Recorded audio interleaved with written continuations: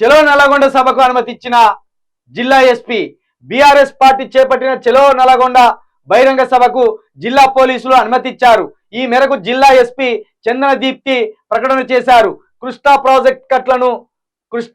ప్రాజెక్టులను కేఆర్ఎంబీకి అప్పగించాలన్న రాష్ట్ర ప్రభుత్వ నిర్ణయాన్ని నిరసిస్తూ ఈ నెల 13న నల్గొండ జిల్లా కేంద్రంలో భారీ బహిరంగ సభ నిర్వహిస్తామని బీఆర్ఎస్ అధినేత కేసీఆర్ ప్రకటించిన విషయం తెలిసిందే.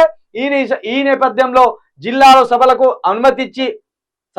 అనుమతి ఇవ్వడం లేదన్న పలు వార్తలు ప్రచారమయ్యాయి.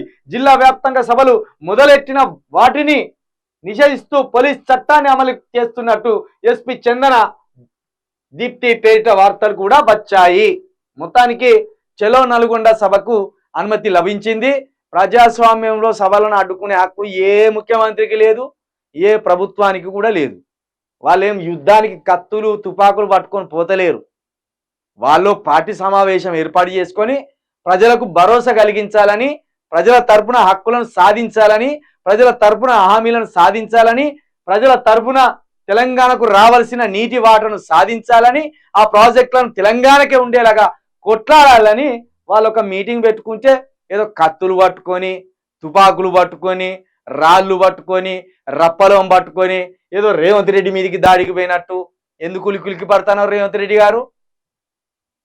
కేసీఆర్ ఏ పొరపాట్లు చేసినా పొరపాట్లు చేయకుంటుండు. 5 సంవత్సరాలు ఉంటావు. లేదు కేసీఆర్ లెక్కన కొన్ని పొరపాట్లు చేసుకుంటా పోతానంటే సంవత్సరం కూడా కుర్చీలు ఉండవు.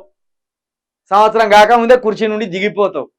ఇప్పటికే 60 రోజులలో నీ పనితనం ఏందో, నీ గుంపురు మేస్త్రి పనితనం ఏందో తెలంగాణ ప్రజలకు అర్థమైంది.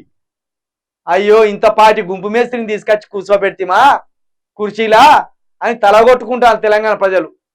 తల పట్టుకొని ఏడ్తాన్లు వృద్ధులు, తల పట్టుకొని ఏడ్తాన్లు రైతులు, తల పట్టుకొని ఏడ్తాన్లు మహిళలు.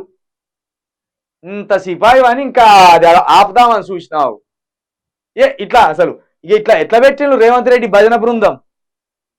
పర్మిషన్ ఇయ్యలేదు. రేవంత్ రెడ్డి ఆట మొదలు పెట్టిండు. రేవంత్ రెడ్డి కత్తులు వేసుకొని వచ్చిండు. కేసీఆర్ భయపడి ఇంట్లో జాక్కున్నాడు. గీసిల్లర కథలా జర బుద్ధి తెచ్చుకోర్రి. వాళ్ళు ప్రజల కోసం వస్తాను, మీకోసం వస్తలేరు.